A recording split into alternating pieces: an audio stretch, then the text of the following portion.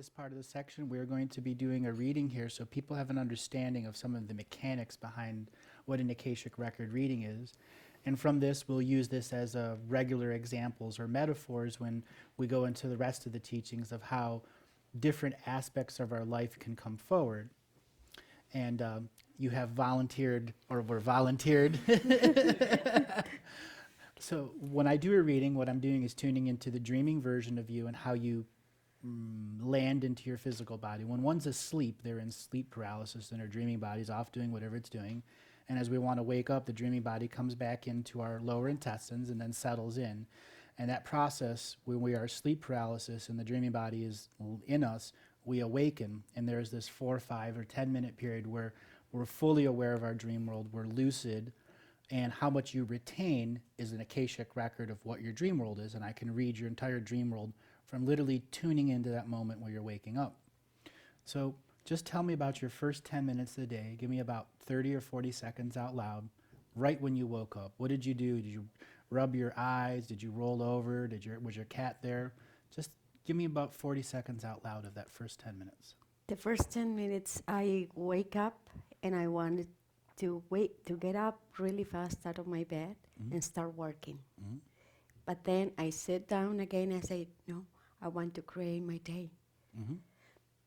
And then you went into creating your day? Yes. Did you dream the night before? I remember I dreamed something, but I couldn't remember what my dream was about. Okay. What's the last dream you remember? About 3, 4, 5 days ago.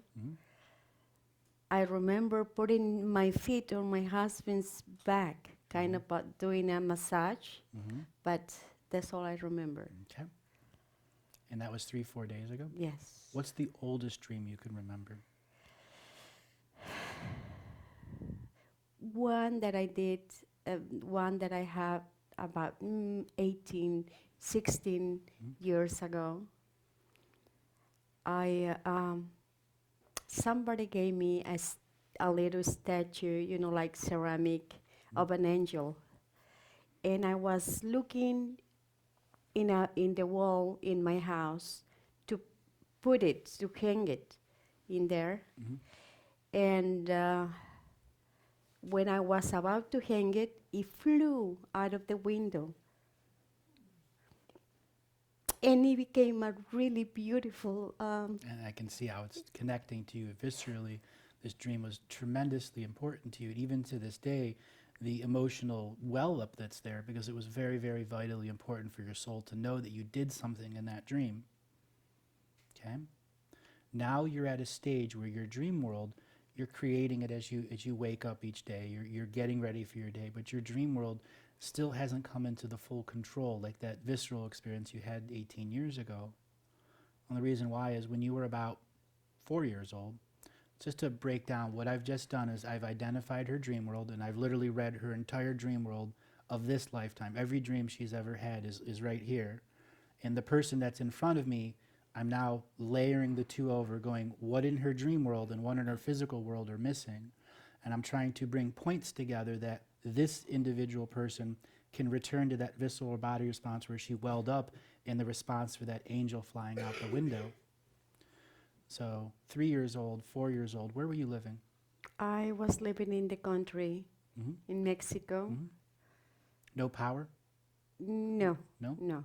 Okay. So this was before you came to a point where there was a lot of industrialization. It was a much more natural way of living, even though it was a different place, but you didn't have water, you didn't have power, you didn't have those things that made the industrial society the way it was. Right. Okay.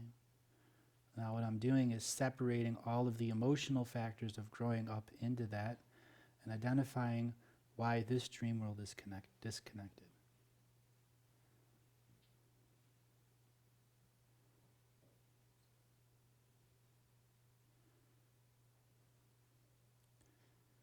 Age 5, age 6, age 7, age 8, age 9, age 10, 11, 12, 13. Age 14, age 7 to 14, you were visited by scores of Dreamtime angels relating around Mary Magdalene. This was a active religious programming that was very functional in your area, and it was there to resolve the sacred feminine issues for women that were being born in cultural servitude. There are cultures of and groups of men who have certain rights, and women don't have those certain rights. And you were born into that specific soul frame culture where a lot of the men had more rights than the women. And your theme or purpose for this lifetime was to regain those natural rights for yourself, and that men and women could be equal, and that somehow you could be as a mediator between male and female energies. And this is what you began doing when you were between age 7 and 14, mediating the masculine and feminine energy, balancing what you need to serve the culture versus what you needed to serve your inner growth, which ultimately is what led you here to this place, is to serve your inner growth, separate of what the male culture was telling you. You had a tremendous dreaming capability then to see yourself deep in the future. And this is what rooted this person that's in front of me now and that person in the past. Because that person in the past actually saw you sitting here on this chair. Wow. Yeah. When did you come to the States? I came to the States in this 1979. Okay, long time ago. Long time ago. Okay.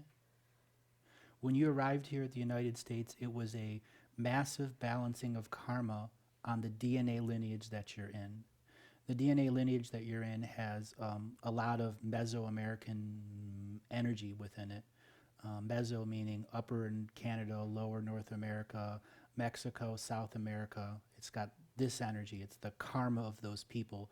The soul that you've been incarnating in over and over, the incarnating soul has been Aztec, been Mayan, been Toltec, been Olmec, been Chinawan, been Araran. It's been everything in South America, Venezuela, Guatemala, all the way up into the Sierra Madres, to the Huichols, to the Navajo. So hundreds of lifetimes doing this. But as a person that was a planter of the corn and the maize, and you did these incredible seed songs at the end of every season, seeds would be collected by all of the communities, and you were a regular reincarnating grandmother of the seed songs. You made sure that there was food for the next generation. And right now, this is you to make sure that you connecting, you can see it, that there will be food for the next 7 generations. It's all right, let it out. Why is it? Why am I this emotion? Because you've seen so many people starve in other lifetimes.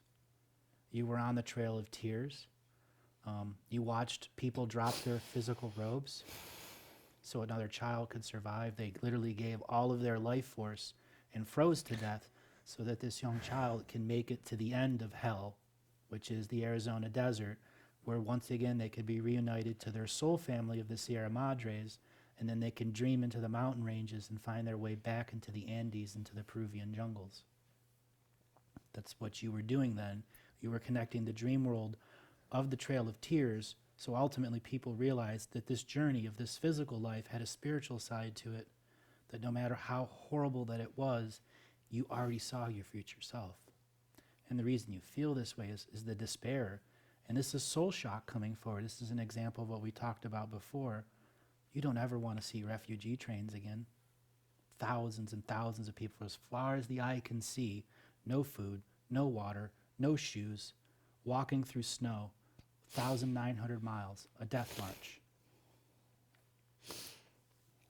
And you want to let that go.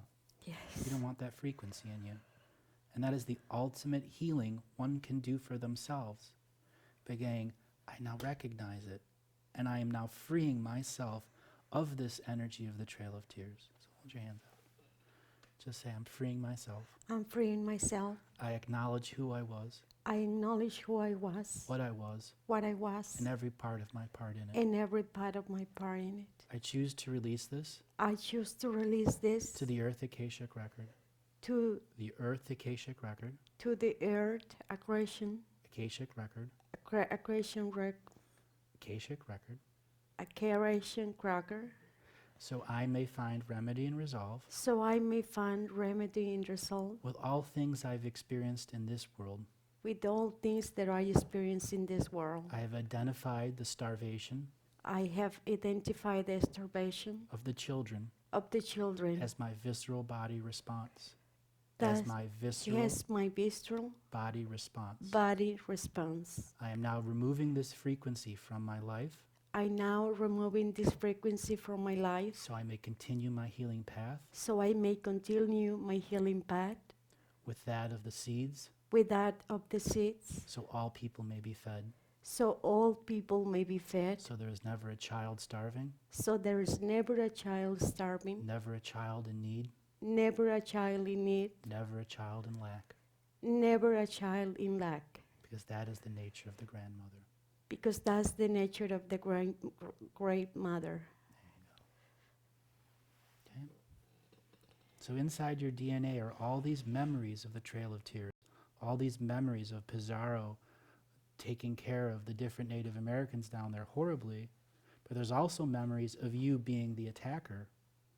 So they're confluenced. The belief system of the Christianity, the belief system of the Native American, and then the belief system of this person here, and everyone in between is causing these tears that well up, the wanting to know. And ultimately, you just want to be free of everything that was so that this being can manifest their truest heart, which is to feed the whole world.